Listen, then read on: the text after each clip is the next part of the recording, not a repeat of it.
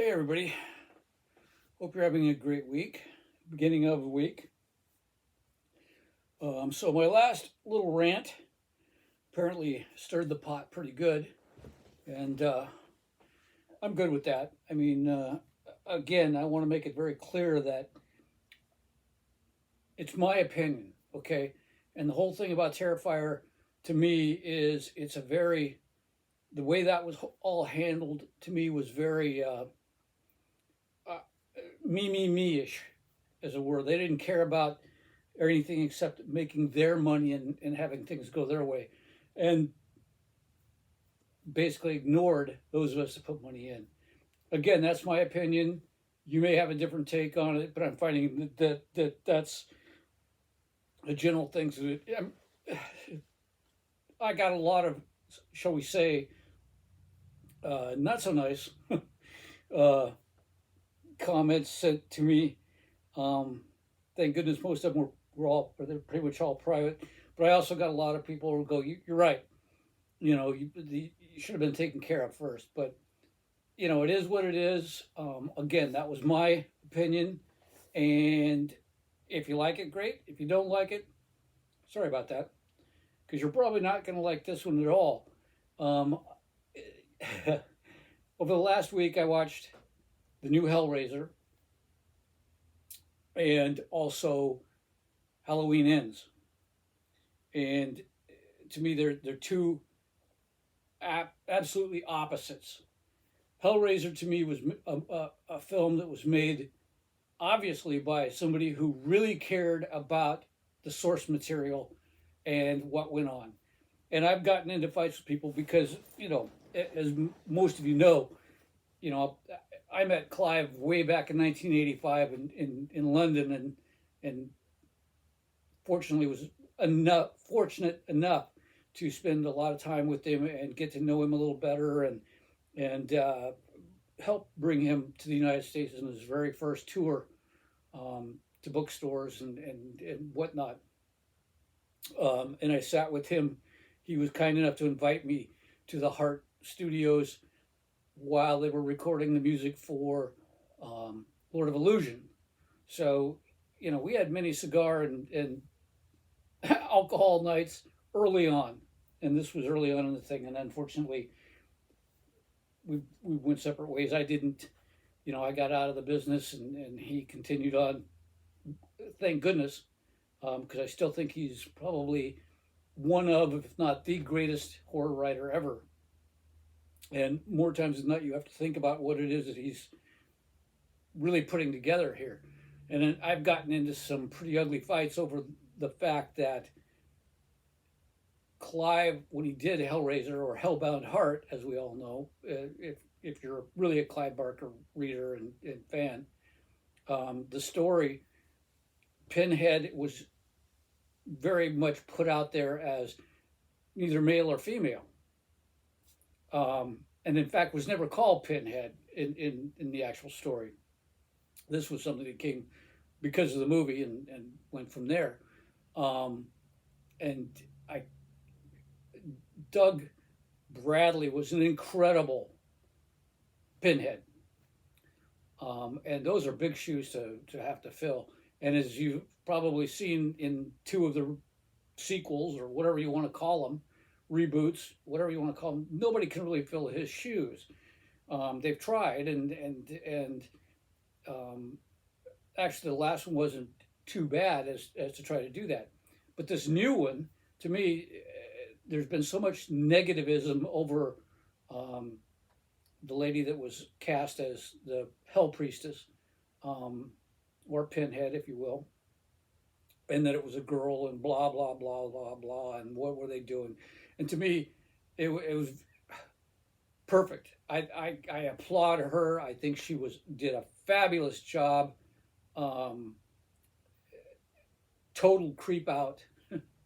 and I applaud the filmmakers for making that move. I also applaud them because, again, like I said, they really went to the source material.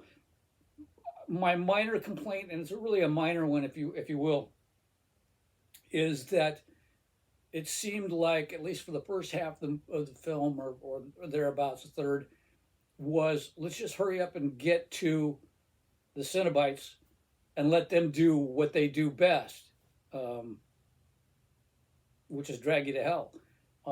And that's okay, because that's kind of what that's basically going to what fans are seem to want right now with films, is they're not really as worried about the characters and how they get to where they are, which is a sad state of affairs, I think.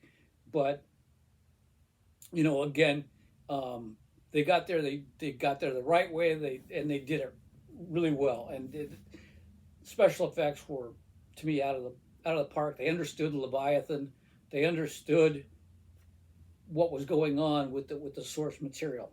Now, maybe that was Clive's input, since he was a producer. And again, if you look back, Clive was a producer on a lot of those films for a particular reason, and really didn't have a lot of input, if any at all. But to me, it was the best Hellraiser film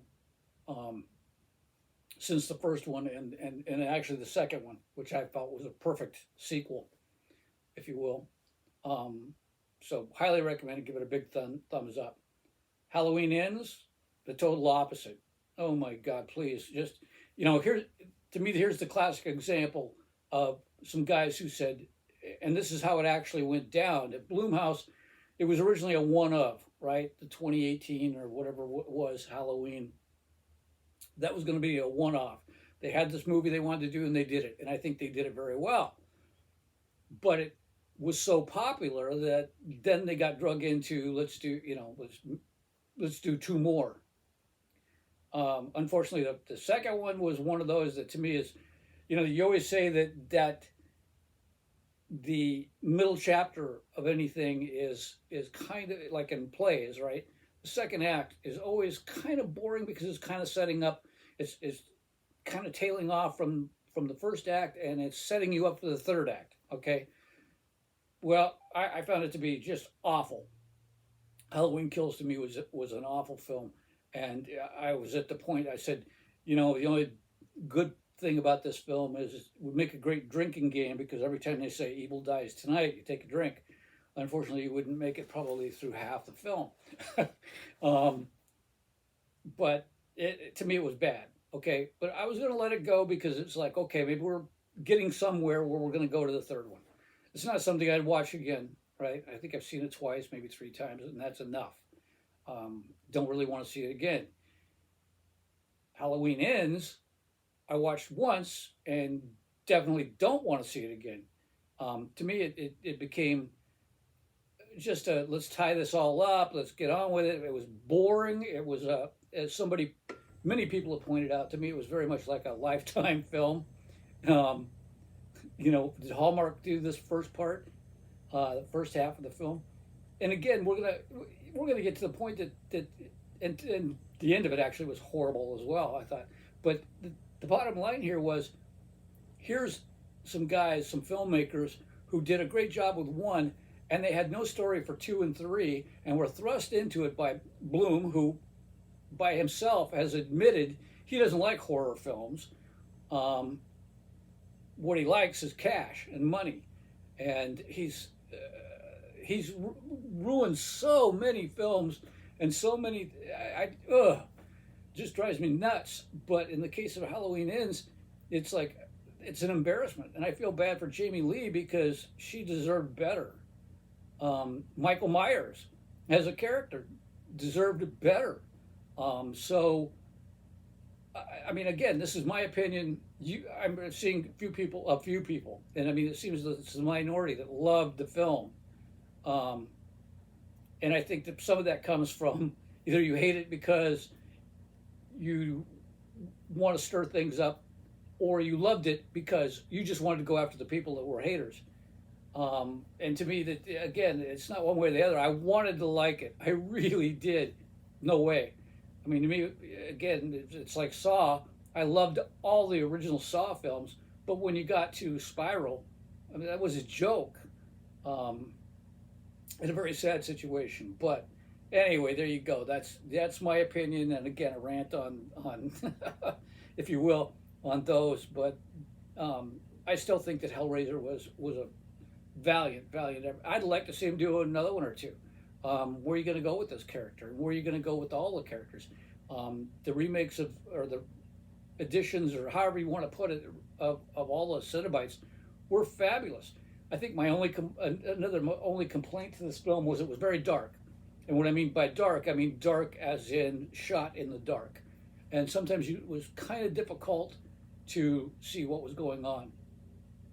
But, you know, again, having watched it again, it was like, okay, I get it now. You know, I kind of have to think about where you're sitting to watch the film. But anyway, there you go. I'm sure I pissed some people off again, and wham. So we'll see what's coming up. It's getting close to Halloween, and hopefully we're going to see some decent new films. You know, Black Phone, whatever it was, hated it. My opinion again. So, you know, we've got Smile coming out. That's out, and I intend to see that here the next day or two, and we'll go from there. And I'm sure that I'll ruffle some feathers on how I felt about some of those. Anyway, it's also con season. It sounds like a lot of people are hitting the cons. It's very cool. Son of Monsterpalooza sounded like a great success. Spooky Empire is coming up. The fact that you can get almost the entire living cast of Twin Peaks, to me, is so exciting. I can't wait to get a really nice item and have it signed by the entire cast and put it up on the wall. So anyway, you can check those out, and there's plenty of people out there that'll help you if you can't attend. Just hit some of the groups and search it, or put on your Facebook page or whatever, and say who's taking consignments for this, that, or the other, and somebody will point you in the right direction. All right. Well, that's going to be it for this one, and